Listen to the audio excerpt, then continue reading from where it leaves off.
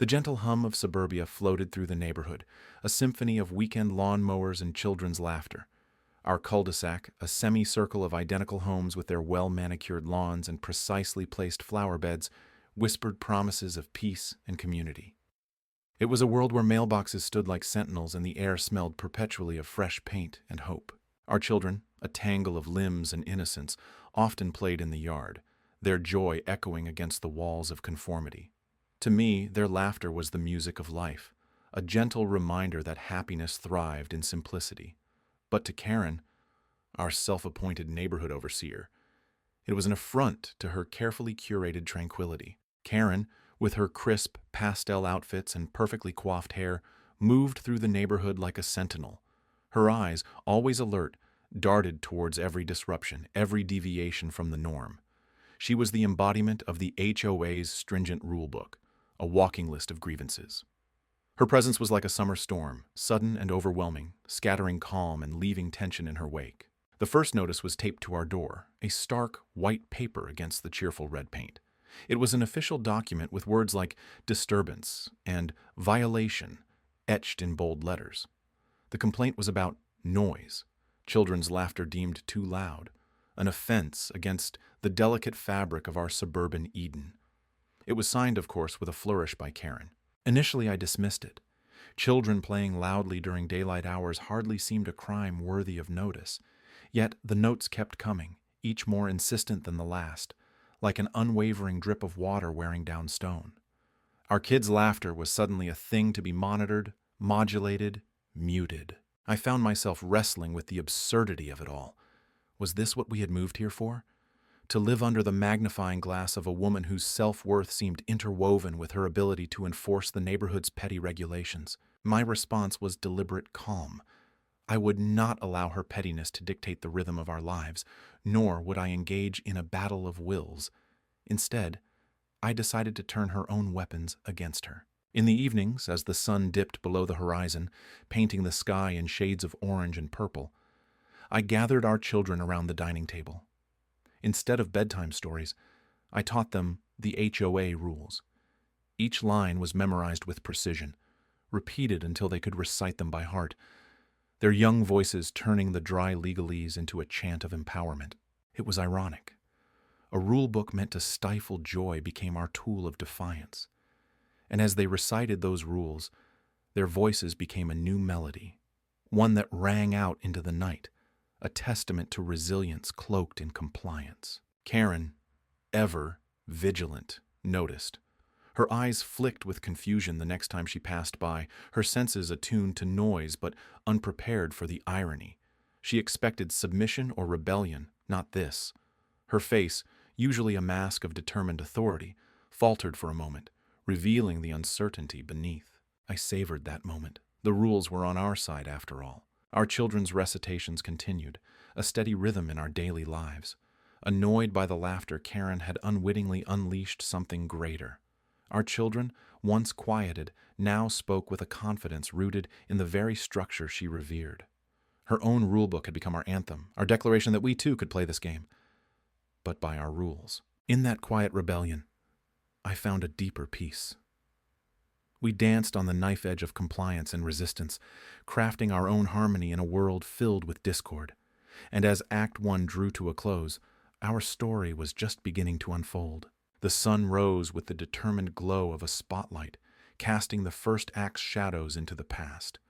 I sipped my coffee, savoring its warmth and bitterness, as I considered the calm before the inevitable storm. Karen, ever the tactician, had made her next move.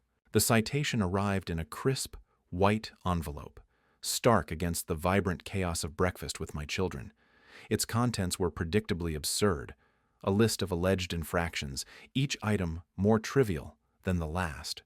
According to Karen, our garden gnome was not only a disruptive visual element, but also a hazard. Our mailbox, apparently, violated some obscure height regulation. Yet, the most laughable was the accusation that our curtains, our beloved mismatched curtains, clashed with the neighborhood's aesthetic. I could almost hear Karen's nasally voice within the printed words, each letter an echo of her discontent. It was a symphony of absurdity, but beneath the absurdity lingered a menacing undertone, a warning shot across the bow. Gossip began to weave its tendrils through the neighborhood like ivy choking an unsuspecting tree. Neighbors, previously friendly, now offered tight-lipped smiles, their gazes flitting away like nervous birds. Karen was a maestro of whispers, her orchestra of discontent playing just under the surface of polite conversation. I watched from the sidelines, an observer in this unfolding drama. My children, blissfully unaware of the adult games at play, continued their lessons with newfound fervor. Their voices, once the subject of Karen's ire, now rang out with an ironic twist.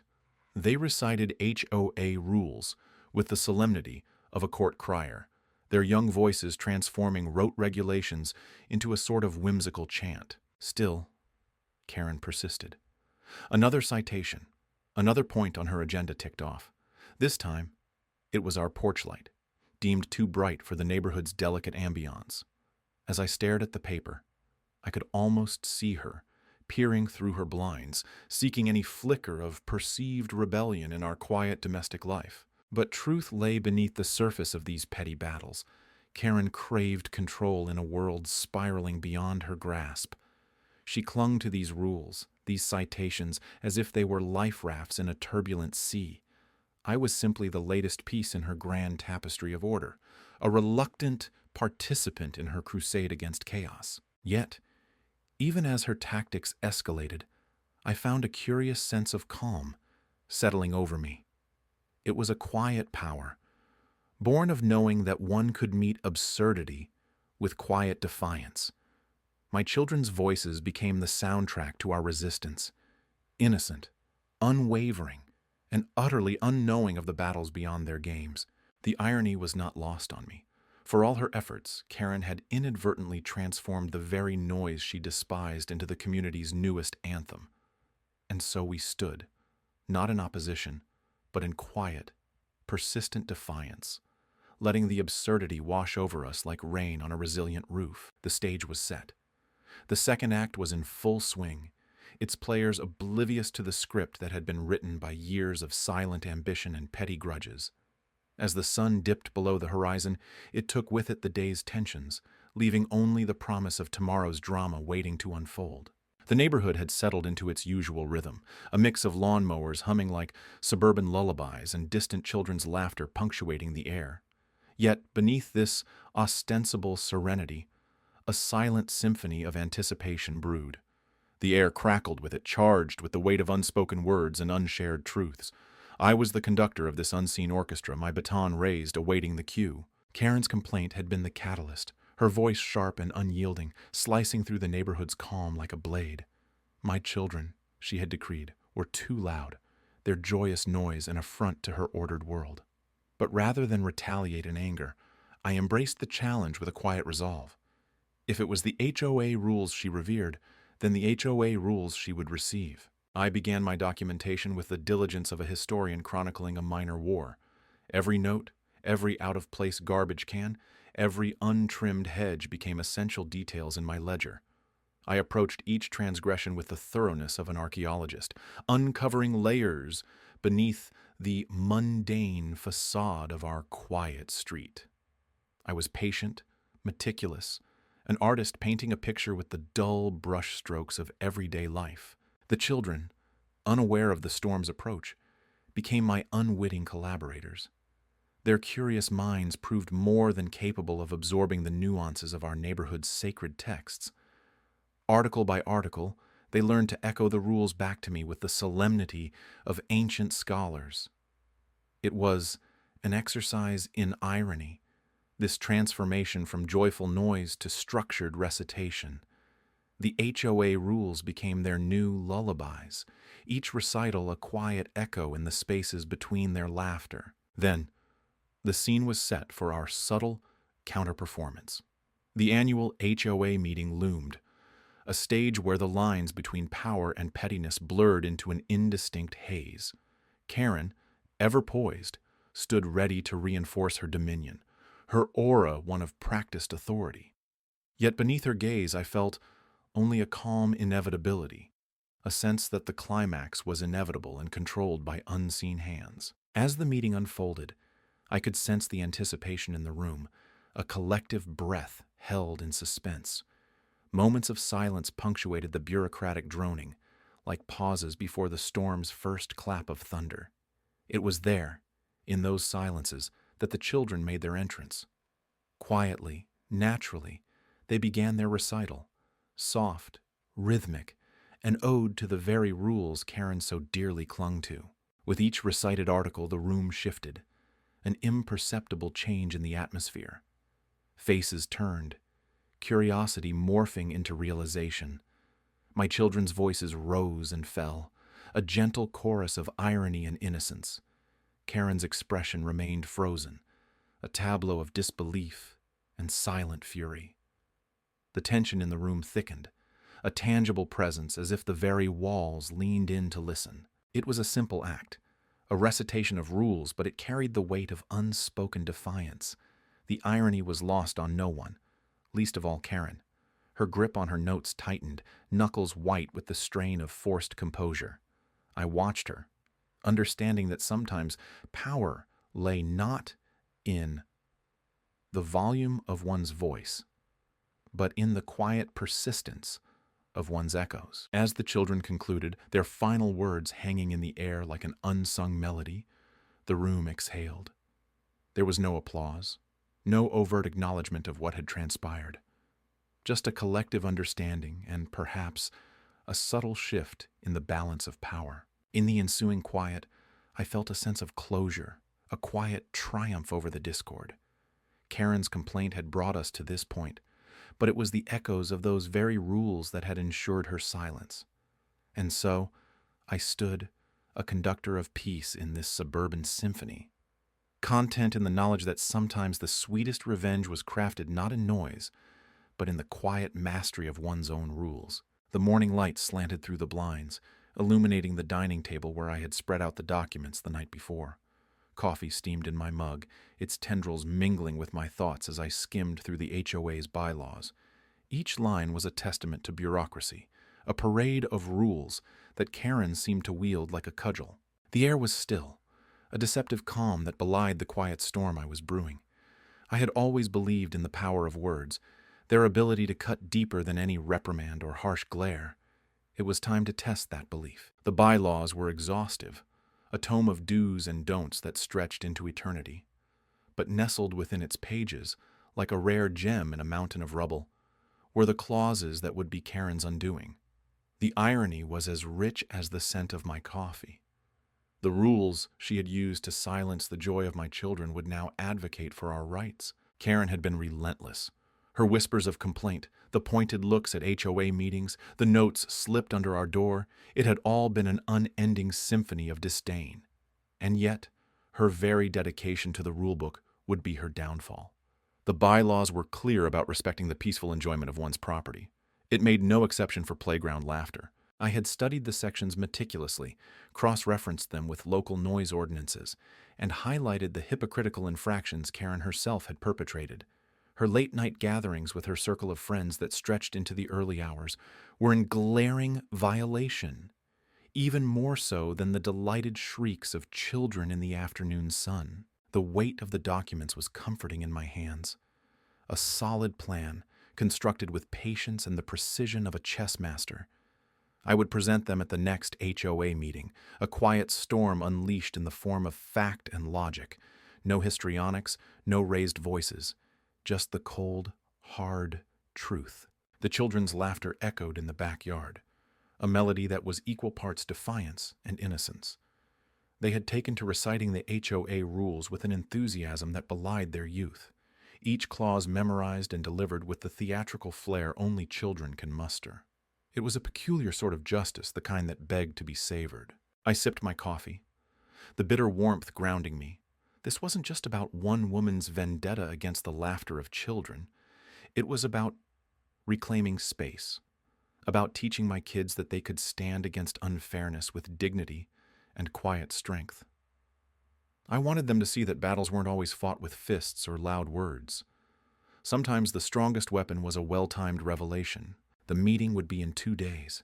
I pictured the room, the usual gathering of slightly bored homeowners jostling for seats, the air thick with anticipation and the faint, acrid scent of old carpet. Karen would be there, of course, her gaze as sharp and unyielding as ever. But this time, it would be met with the calm, unyielding truth. I glanced at the clock, a languid sweep of time that promised both patience and resolve. There was a certain power in waiting, in knowing that the scales were finally tipping in our favor. I folded the documents with a satisfied briskness, sliding them into a folder labeled simply, Change. The sun was higher now, its rays painting intricate patterns across the hardwood floor. It was a new day, and with it came the promise of justice rendered not with anger, but with the quiet certainty of a plan well laid. The coffee was gone, but the taste of victory lingered. The crescendo of my plan was approaching, a symphony carefully composed over countless evenings of whispered strategizing and hopeful anticipation. The air was thick with a fragile tension, like the moments before a summer storm, a storm that promised cleansing rather than chaos. The community hall, our makeshift coliseum, buzzed with the subdued rustle of neighbors who had come to witness what could only be described as a reckoning. Sunlight slanted through the tall windows, casting bars of gold across the room, marking the beginning of the end for Karen's tyrannical reign. Her chair, placed precisely in the center of attention, seemed like a throne of judgment, or perhaps an altar, where sacrifices of goodwill had been made consistently. It was strange how a seat could hold so much power. Karen herself sat with the rigidity of a woman made of iron and pride, both unbending and brittle beneath the surface. My children, the heroes of our saga, stood by my side. The quiet confidence they exuded was a testament to their transformation. No longer the playful nuisances as Karen had labeled them, but scholars of her own weaponry. They shifted their weight from foot to foot, not out of nervousness, but with the contained energy of racers awaiting the signal to start. As the meeting commenced, the minutes ticked by with the precision of a metronome. Each agenda item brought us inexorably closer to the climax. Our neighbors spoke, voices blending into a chorus that, while polite, carried an undercurrent of dissatisfaction. A dissatisfaction that Karen, in her obliviousness, failed to recognize. When the time finally arrived, my children stepped forward. Their small voices filled the room, reciting the Covenant's articles with the solemnity of judges delivering a verdict. Article 5, Section B, they began, the words rolling off their tongues with the authority of seasoned orators. Faces in the crowd shifted from curiosity to disbelief, then to realization. Each line they uttered was a mirror reflecting the absurdity of Karen's grievances, a reminder of what the community had become under her scrutinizing watch. Karen's composure faltered, as if the words themselves were physical blows. It was as if each phrase peeled away the layers of her self-appointed dominion, exposing the hollow core. She shifted in her throne, her eyes narrowing into slits of defiance. Yet there was something else there too, a flicker of doubt, a crack in the iron. The room was silent, a silence that amplified the children's recital until it crescendoed into a mighty echo, reverberating off the walls like a long-awaited judgment. The final rule was spoken, and with it, the weight of the community's silent discontent fell upon Karen, as real and tangible as the light that outlined each of us. No dramatic outbursts followed, just the quiet realization that change had occurred. Karen's reign was not overthrown with shouts or protests, but with the gentle precision of recited words, a poetic justice woven from the very fabric of her rulebook. She had been sidelined not by force, but by the gentle, relentless logic of her own making. As we left the hall, the storm that had been building in our lives dissipated, leaving behind the fresh promise of clearer skies. My children's laughter filled the air once more, a sound now cherished by the neighbors who had witnessed their triumph. The community, restored to a sense of balance, moved forward, leaving behind the reign of HOA Karen like a memory of a past era. And in that subtle, ironic victory, we found peace.